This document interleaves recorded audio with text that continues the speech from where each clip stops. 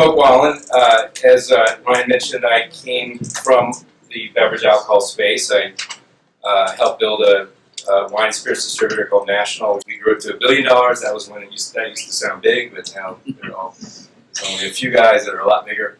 And I went on and built a lot of my own brands. My last project, I created a brand called Beach Whiskey, fun day drinkable whiskey, and then we bought American Harvest from John Frank and relaunched that one. So when I sold that, my wife turned to me and said, "Before you do another alcohol deal, you got to look at cannabis." I'm like, okay, I think it's going to be big, but I don't know anybody in it. And I haven't really participated in the sport before, so I'll do some research. So I spent 6 months looking around the industry and met my current partners who had been investing for a few years and jumped in with both feet almost 2 years ago. Unbelievable time. 2 years in this space is like more than dog years.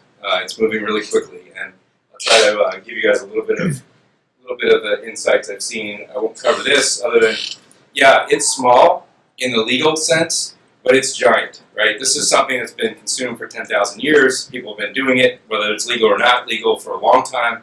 And what we're doing is we're shifting a giant illegal business into the light, into the taxed, regulated business.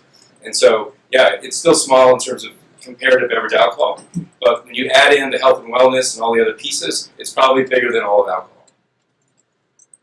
And this was the biggest learning, So one of the things that, the commonalities, right? It's a regulated business. We have to be licensed producers. We have to sell to licensed accounts.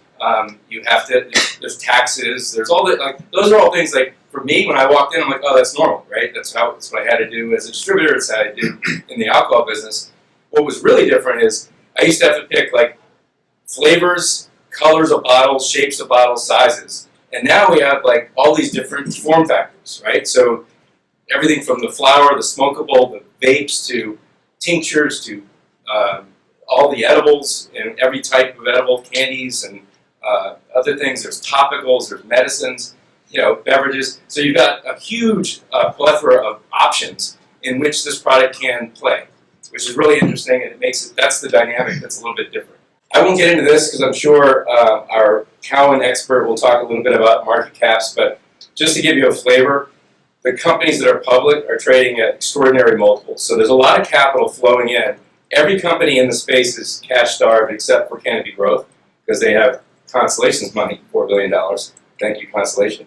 But the rest of us are all scrambling for money. But the interesting thing is the market caps are huge. So if you can get public, it's very quickly becoming a haves, have-not, right? So the bigger players are attracting more and more capital. If you're really small, it's getting more and more difficult to be competitive. So real quick on vertical, we're what you call a multi-state operator, and we're doing two different businesses. The THC business and the CBD hemp business we've split apart because with the Farm Bill, CBD and hemp is now legal federally. So my mom was happy the day I said, "Hey, Mom, I now have one of my businesses federally legal. I'm not completely on a bad list." And by the way, she did name me, so it's kind of her fault. So this is my wellness supply chain. So this is our CBD stuff.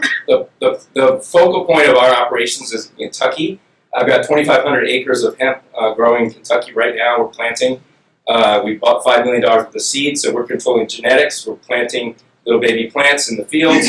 We're going to harvest them in October. That's all going to go into our processing facility. I have 90,000 square feet. We'll process it into CBD, which is the base ingredient that will go into edibles, beverages, topicals, all kinds of products that you can imagine. That's our facility in Kentucky. Obviously, lots of room for stuff. There's that one. Go back one. A little picture on the right. That's what crude looks like. That's distillate, right? So that's when you take the plant, you basically suck out the oil. That's the distillate that goes into, that is, you turn into isolate or whatever into CBD. There's a little baby hemp plant, isn't that cute? And then that field we just planted. So brands. This is, for us, it's about brands. Now, we've invested heavily in infrastructure because, if I wanted to create a new whiskey tomorrow, I could call 10 people probably in this building who could make it to my rec, my specs, my recipe exactly the way I want it. There's a developed ecosystem that we all can trust and know. In this space, you want to create a new cannabis brand, who do you call? The criminals who were in it, the new guys who are in it, they're startups. So we had to create our own infrastructure, right? So we're the supply chain all in one. But on top of that, we're putting it into brands. So we've got, these are some of our cannabis brands. You mentioned the soccer mom not wanting to vape in front of, other soccer moms. We have a soccer mom brand, Inhale. And think about this, it's, morning and night, there's a wake up, there's an every day, and then there's an evening one, right? So the early morning one has more of a CBD component, the later one has a little bit more of a relaxed component. But it's, mom sets her vape on the counter and her 8-year-old grabs it, it's biometrically controlled, so it doesn't operate without mom's hand. So it's, you're just adding technology to create brands that mom feels safe having around the house, and probably safer than having a few glasses of wine. These are some of our CBD brands, and just lots of different categories. So I have over 50 brands of CBD we're working on. And when you think about it, that sounds like a lot. It's really not. When you break it into categories, right? All these different categories. There's going to be champions in each segment. So if Johnny Walker came out and said, "Hey, here's our new vodka," that would go over like a lead balloon, right? That doesn't make sense. It doesn't resonate because they're a Scotch whiskey, right? They're true to their brand. You're not going to have the same brand slapped on every form factor in hemp or CBD or in the cannabis space. It's not going to work that way. The only things I can think of is like Weight Watchers or maybe like Kirkland for Costco, right? Generic brands that cross over lots of categories. You're going to see champions that are, this is the #1 selling beverage brand, and that's a brand by itself. It's not going to also be on tinctures. It's not going to also be on smokable products. So you're going to see a lot of brands. That's what we're putting together.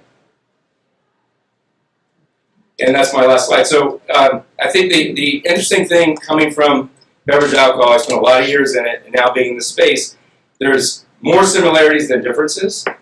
The big interesting thing is the regulation environment is changing very rapidly, right? So it's, when I started, I had a cover story to my kids. Well, my kids were all cool about it, but they were like, we live in Indiana, and there's not a lot of cannabis going on legally in Indiana. So we said, let's have a cover story. We'll just say Dad's joining the avocado business. It's green, it's oil, it's out in California. Good story. Well, then, a few months later, I was on Fast Money with CNBC, and my phone was blowing up, and they're like, "Dad, your cover's blown."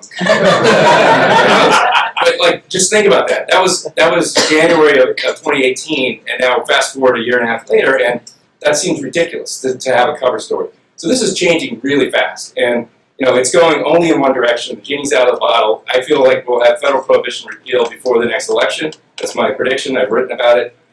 Could be later, but I think that it's maybe the one thing that both sides of the aisle can all agree on, and we'll see if we get there.